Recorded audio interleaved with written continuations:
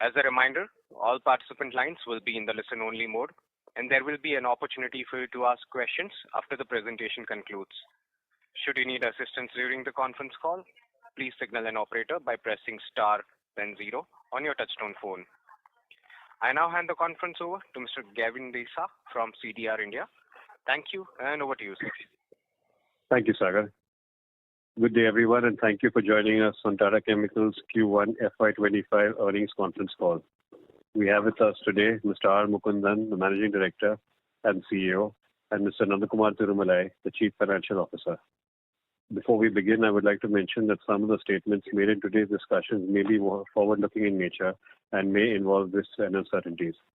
I'd also like to state that the duration of this call will not exceed 55 minutes. I now invite Mr. R. Mukundan to begin proceedings of the call. Over to you, Mukund. Thank you, Gavin. Good evening. Welcome, everyone, to our Q1 FY25 earnings call. I have alongside with me Mr. Nandakumar Tirumalai, our CFO. I'll start the discussion with a brief overview of our operation highlights, following which Nandu can walk you through financial performance. Overall, on the industry, I think the demand has been fairly stable across all end users. Demand for detergents, as you usually know, within India, goes through a bit of moderation during monsoon and then picks up again very, very strongly after winter and goes on to remain robust. Demand for flat container glass and solar glass is good.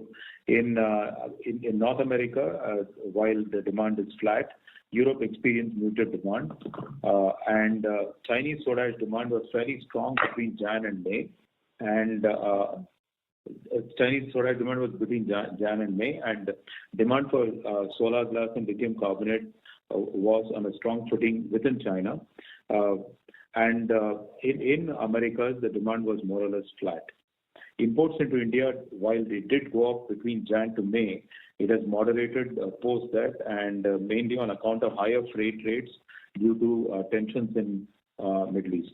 U.S. operational issues, most of the companies have been able to resolve them, and most of the units in U.S. are operating at normal speed, normal operating levels.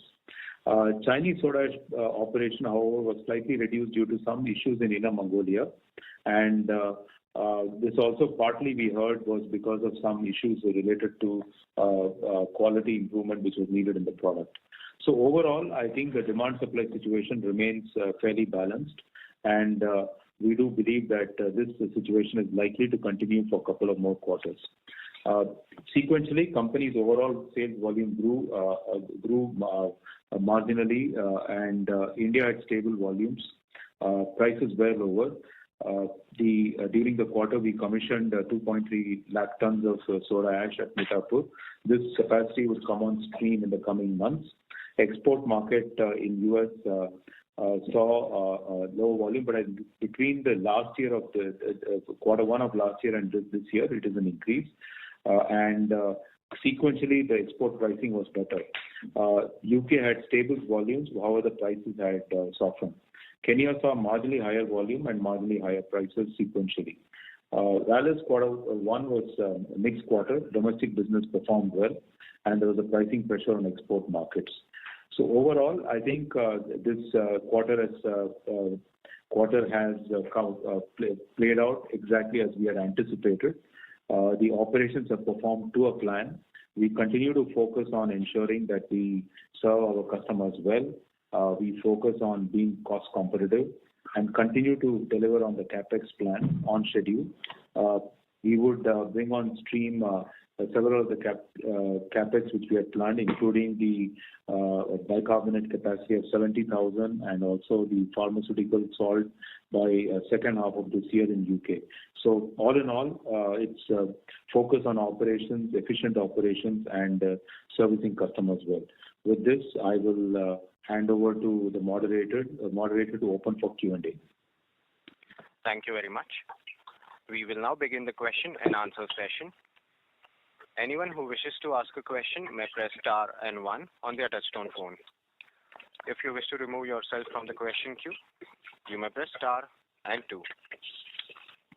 Participants are requested to use handsets while asking a question.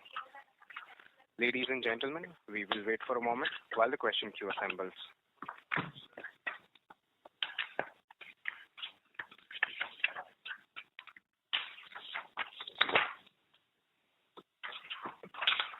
Our first question is from the line of Saurabh Jain from HSBC. Please go ahead. Yeah, thank you so much for the opportunity. My first question is regarding to one of the US peers announcing a price increase, I think a couple of months back. So have Tata Chemicals also taken such kind of a price increase? And, if yes, then what is the expectation of the margin profile in the US going forward? Yeah, actually, US, you would see that the domestic market is mostly annual contracts. So you would find right up to December, right through December, the domestic prices will remain same. Very move in a very narrow band and almost stable. However, the export prices, we have seen a bit of up movement in the Southeast Asian markets, and we will continue to be in sync with the market. So, do you expect that this benefit will, flow to you in the second quarter, which may result in further improvement in the margin profile for US? The sales to Southeast Asia, sequentially, as we book the orders, I think will come into play in the export markets. The domestic markets, I think it will be better that we speak to you closer to the month of Jan, when the new contracts will be negotiated. So what I want to understand on the export side, at least, would you see a benefit on the margins in the future quarters? Yeah, I think as we service these orders, they are at a slightly higher price. Okay, so do you believe more than $50 a ton kind of a EBITDA margin is possible? No, I think the move in the market has been between $10 and $20 odd at best. Okay. Understood. And again, the same thing for UK. What happened in the UK geography this quarter? There has been a collapse in the margin. I thought it's a fixed margin contract for this week. The UK, there is a bit of an impact of volume. The second one is that I think there's been a drop in the earnings which we used to get from energy business, which means we were supplying wired energy to the grid. That has impacted the margin for soda ash because, so I think UK, we expect a similar kind of margin to run through the year. Okay, so what you delivered in the first quarter, this kind of margin would continue for the rest of the year? Yeah. Okay, and my last question before I join back the queue is that there has been a lot of rainfall in some of the Gujarat regions, very heavy rainfall.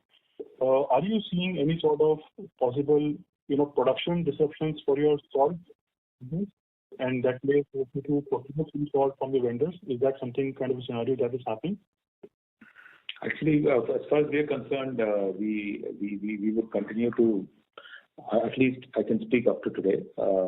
We expect to be on track for delivering numbers as we have planned. This will be numbers in terms of volume ahead of what we had last year. Okay. So no disruption as such, is that information? We haven't seen, and you'll have to wait till the month of September because monsoon season is fairly elongated. Hopefully, the situation remains as we have seen up to now. So thank you so much. I'll join back the queue. Thank you. The next question is from the line of Sumant Kumar from Motilal Oswal. Please go ahead. So, sir, can you talk about the Kenya sequential margin decline? Is all because of the prices is firmed up, but our margin is not has declined sequentially. The Kenya margin is, I think, in terms of the per ton margin, it is in sync with what could the market pricing is in sync with what we are seeing across the board. But however, there was a slightly higher variable cost, mainly due to the cost which we had in terms of realization, which is really the shipping and transportation cost is slightly higher this quarter. We expect them to normalize. Can you talk about the demand supply scenario currently in soda ash? We are fully sold out and we expect to remain fully sold out. Okay. Thank you. Thank you. The next question is from the line of Ankur Periwal from Axis Capital. Please go ahead. Yeah, hi, sir. Thanks for the opportunity. First question on the India business, on the capacity expansion for sodium bicarbonate. Just trying to get some clarity. We have already expanded 70,000 tons, and we are going to expand 70 further, is it? Yeah, 70 is already come on stream. I think another 70 will come somewhere around October, middle October end. Sure. And this will aggregate to around 290,000 ton of capacity. That's right. And how do you look at the volume growth in the bicarb here? Historically, the numbers have been slightly slower, but given that we have ample capacity now, any thoughts there?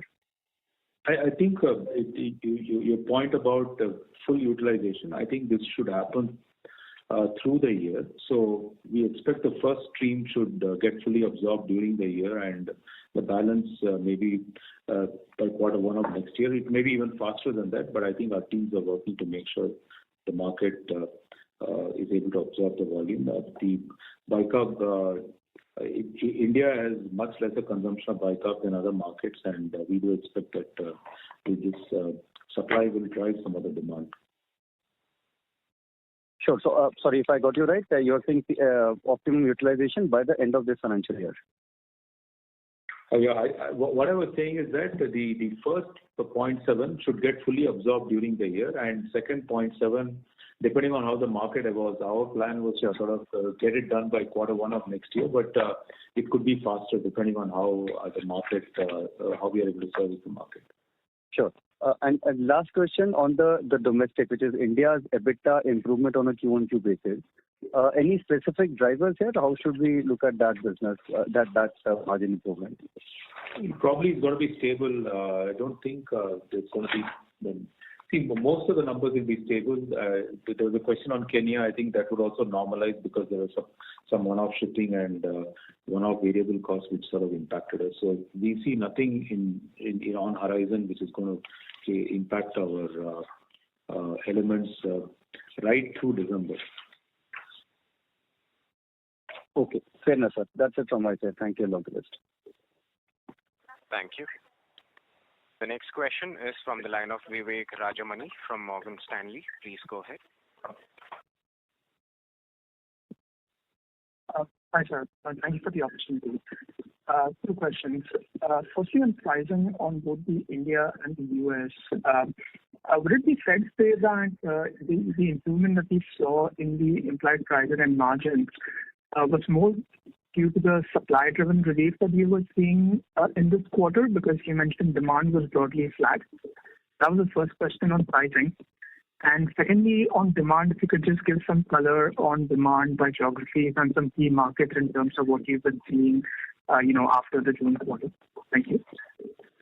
So in terms of demand situation, let me just say this, that what I'm saying, you must take it with a bit of caution, because while I said there's a stable demand, Europe is an area where muted demand is being seen. If you leave that aside, there are some, the growth we have seen in Chinese demand, we need to be very watchful whether that continues, because the general news from on all other fronts is that there could be some bit of softness if things don't go well. But I think the issue is that while this news has been around, the demand has been fairly good. So we are not able to sort of figure out the equation as it's playing out, so we remain watchful. As far as South America and North America is concerned, especially on the Southern American side, you would know already the lithium prices are at the bottom, and the solar glass production also, the supply is ahead of the demand seen by the module manufacturers. So what we are seeing is that the demand for soda ash has continued to be fine, but the market conditions hopefully for our customers have bottomed out and it should start improving. They've gone through a bit of a difficult period in the last 2 quarters. We are watching if there are early signs of that happening. At the same time, I think on the Chinese side, we need to be watchful of any signs of softness. So on one side, the market could move in the positive direction. On the other side, you would have a potential. So that's why we said it's balanced right up to Q3. But as signals come, we will sort of highlight them to you maybe in the next quarter if we pick up anything different. Sure, sir. That's very helpful. And if I could just clarify on the supply side as well, can you see a significantly more supply-driven release this quarter? Because you did mention that there were issues on Mongolia. Correct. I think supply side, as I said, there's been an increase in freight rates, mainly on account of the tension which you're seeing in Middle East and other parts of the world, and that has led to some kind of certainly some material not arriving and into the Asian market. The second piece on the supply side, as I mentioned, within China again, especially for solar glass, which needs low iron, what we have picked up is that Inner Mongolian plant iron content is slightly high, so unable to service the solar glass demand. So there are very product-specific issues on supply side. Barring these two, rest of the market is we are not seeing any major changes in terms of contraction of supply. So there's one quality-related supply contraction. Other one is a supply chain-related contraction. Yes, sir. Thank you very much. Thank you. The next question is from the line of Abhijit Akella from Kotak Securities. Please go ahead. Yeah, thank you. So the India costs seem to have declined quite meaningfully on a quarter-on-quarter basis, leading to some margin expansion. So just wondering what the reasons for those might have been. And in the US as well, we've seen some improvement in realizations this quarter along with EBITDA per ton. So if you could please just shed some light on both these aspects. So it's mainly on account of sequentially, if you see the energy and fuel costs and the cost of some of the materials have trended down, and that has driven mostly the reduction. So if you see power and fuel, and that's been one of the drivers. And the other element I would say in US again, it's mainly steady production has meant that they have been able to maintain both efficiency and the cost line within control. Got it. And the debt numbers seem to have increased quite meaningfully sequentially. Is this just a precursor to the startup of the new capacity in India, and therefore this should normalize, or how should we read the debt trend going forward? The working capital increase of 850 crore which has happened should normalize through the year. This is we are seeing it happen every year that before monsoon we tend to stock up some of the material because we are now wanting to be safe than running short of these materials. The monsoon sometimes does drag on a bit longer. And the second piece is that about 170 odd crore is an impact of capitalization of warehouse which are taken on lease. So that's what the accounting norm is. Even though it goes through P&L, we have to also end up capitalizing. That has led to about 170 odd crore impact. Thank you. That's helpful. Just one last quick thing for me. The China demand you mentioned in your opening remarks was strong from Jan through May. So post-May, has it softened, or do we just not have data at this point in time?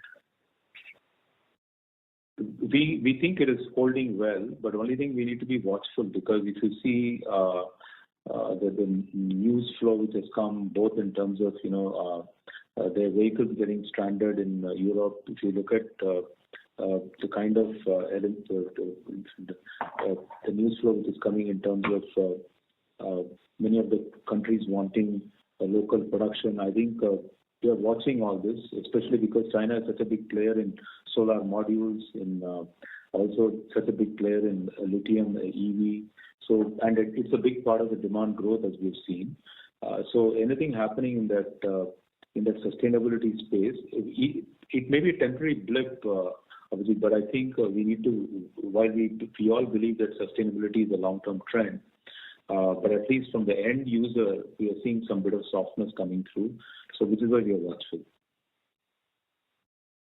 Understood. Thank you so much and all the best. Thank you. The next question is from the line of S. Ramesh from Nirmal Bang Equities. Please go ahead. Hello.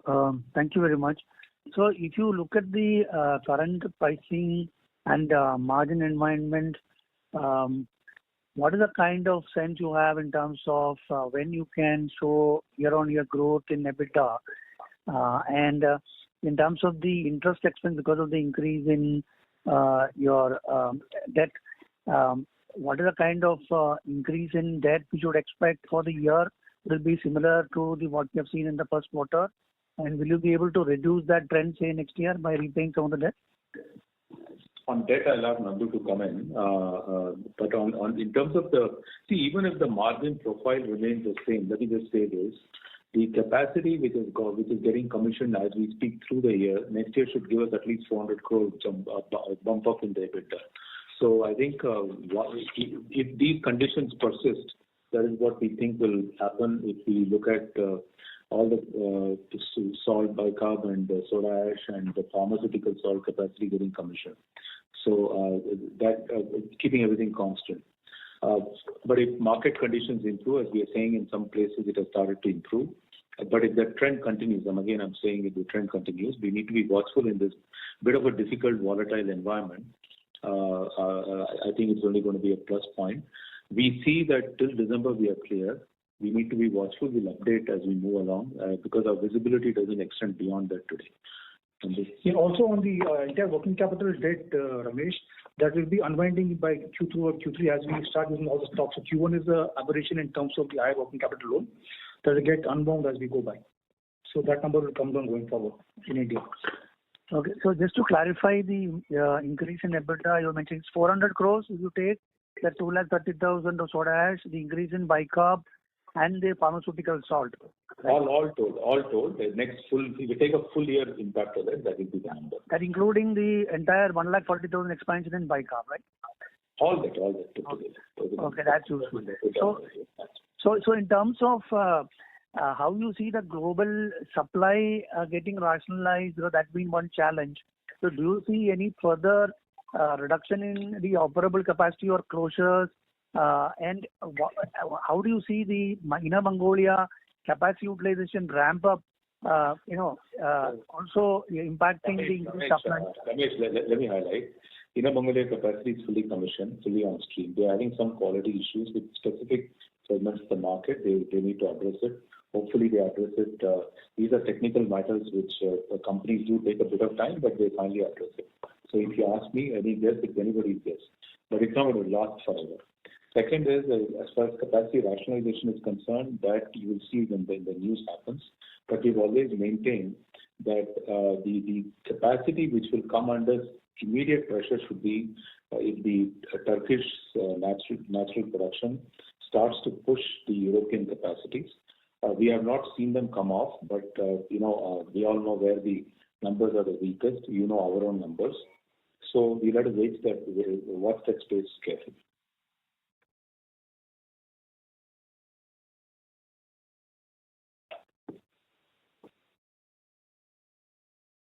Hello? I believe the line for the participant has been dropped, so we'll move on to the next question. And our next follow-up question, again, is from the line of Abhijit Akella. Please go ahead, sir. Yeah, thank you so much for the follow-up. Just a quick one. On the UK expansion, could you please just help us with the capacity over there, the bicarb capacity and the pharma-grade salt? What's the capacity number there? No, the bicarb is constant. It's the pharmaceutical salt which we are commissioned. What, 30,000 pharmaceutical? 70,000 is the pharmaceutical. Okay, so the 400 crore incremental EBITDA we are talking about is basically 70,000 tons of salt from the UK, along with the India expansion we've talked about. Yeah, it is all included. UK pharmaceutical salt, India soda ash, salt and bicarb, everything put together gives us a bit of bump up of about 400 odd crores. Yeah. And the 230,000 tons salt in India, is any part of that currently being sold, or it's pretty much at zero base right now? It will start to go to the market. As of first quarter, I would say that there's a very small increase quarter on quarter, year on year number. Sequentially, in fact, there's a bit of a reduction. As you know, during monsoon, some of these people do tend to bring stocks down, especially these sort of materials, and that's what has happened. But otherwise, we do believe that sequentially every year, the salt will continue to grow at about 2 to 3%, and in some years it may grow at 3 to 5%. Right. And just one last thing, the pharma salt, what sort of margin differential does it enjoy over the normal salt that we sell? It has a higher margin, but I've given you a total picture. Okay, appreciate that. Thank you so much. Thank you. The next question is from the line of Rohit Nagraj from Centrum Broking. Please go ahead. Yeah, thanks for the opportunity. So first question, I hope I'm audible. Yeah. Yeah. Thanks. So the first question is that in the previous call we had mentioned in a couple of calls that the market is oversupplied, and now we are talking about balanced market. There have been some logistic challenges, there have been some quality issues. But is it that and since there are no capacities which have gone off stream or probably any closures because of maintenance, there is a inventory in the system, and because of the logistic or any other challenges, it is not coming to the market. And once these are probably getting taken care of, this inventory again will come back into the system and probably will have some bit of disbalance again. So just wanted your thoughts on this. Thank you. See, this current situation we are in is slightly what I would call impact of the two factors you highlighted. And if you look at India, inventory levels actually are lower today than before. And I think this is a combination of, as somebody highlighted, there were some constraints which came on supply side and some uptick which happened on demand, and that got the system under a bit of a stretch, and there was a drawdown on inventory across. So that's the situation we are in. Sure, this is helpful. The second question, again, slightly delving into China. So the current capacity probably from your estimates could be about 5.5 million tons, and that is completely operable.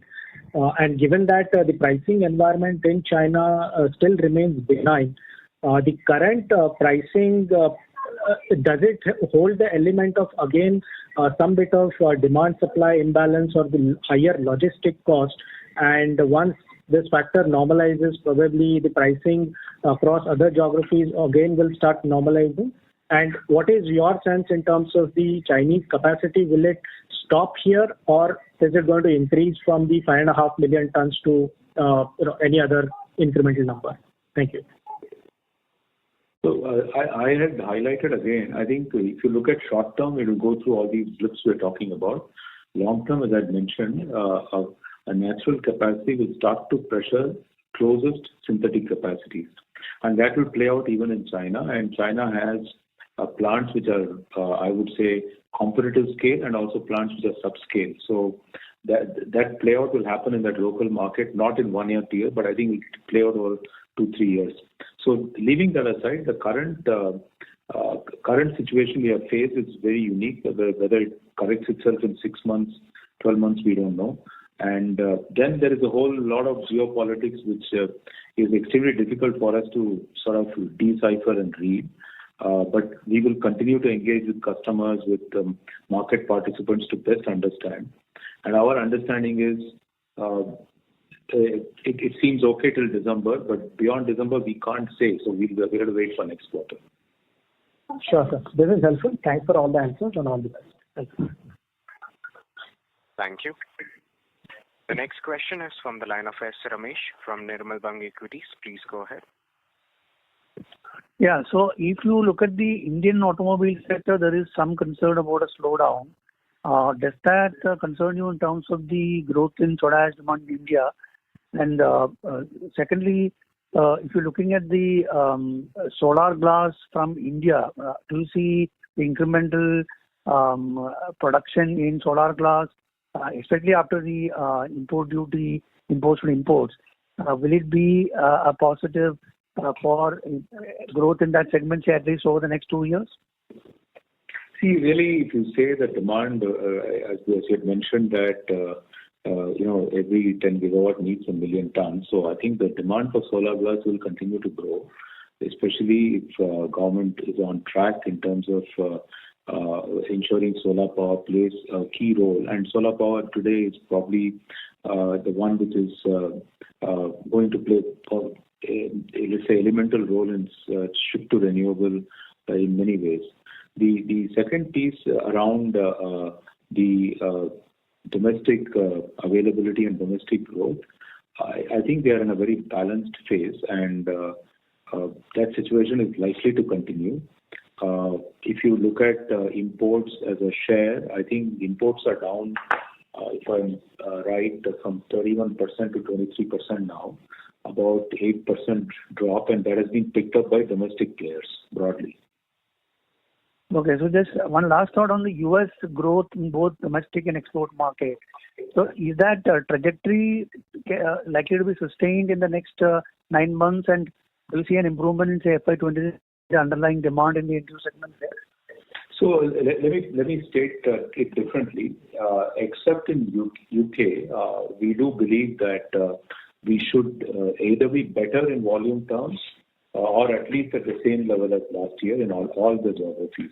In fact, India and US will show if we run our operations well, that is within our own remit and what we need to do. Market is not the constraint for us to deliver higher volumes. Thank you very much and wish you all the best.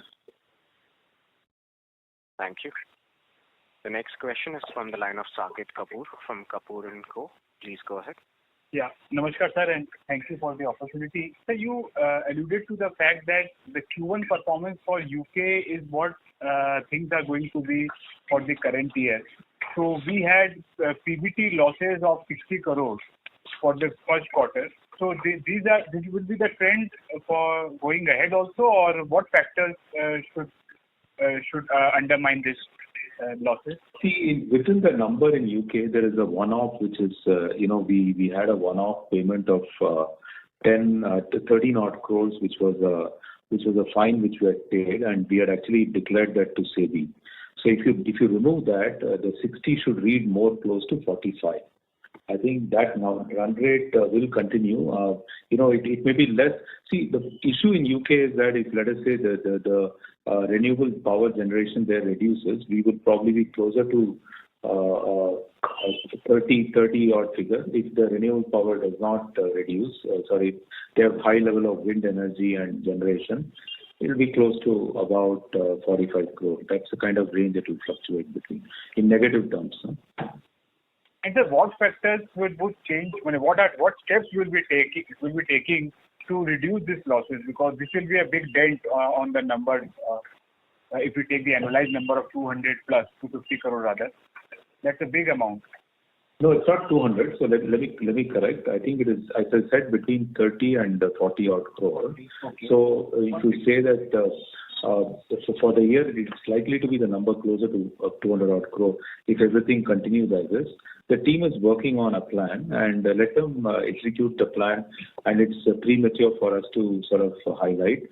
Obviously, we want the losses to reduce to zero, and that's the plan they are working to. And right now, it is still in, let's say, finalization phase, and they will come back with specifics.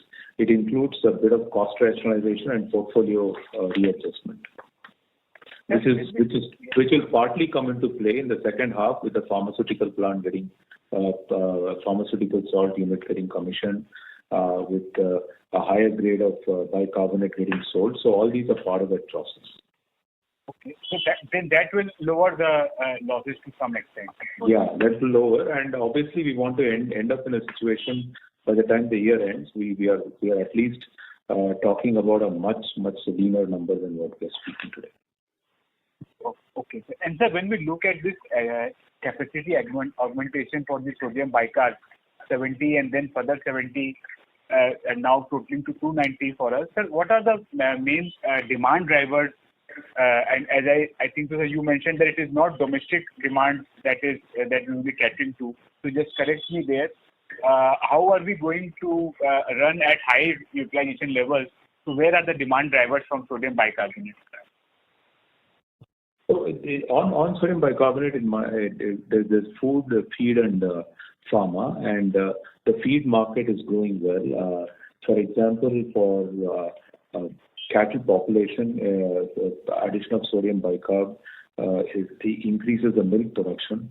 It also has a positive impact on the environment. So I think for cattle, it's clearly the additive which we are promoting.